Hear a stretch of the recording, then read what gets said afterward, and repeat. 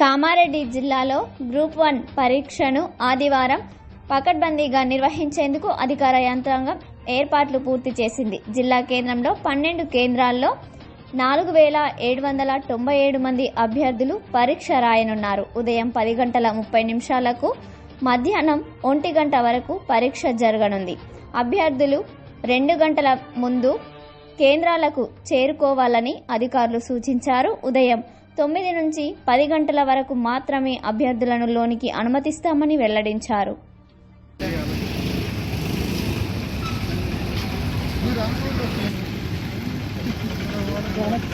bye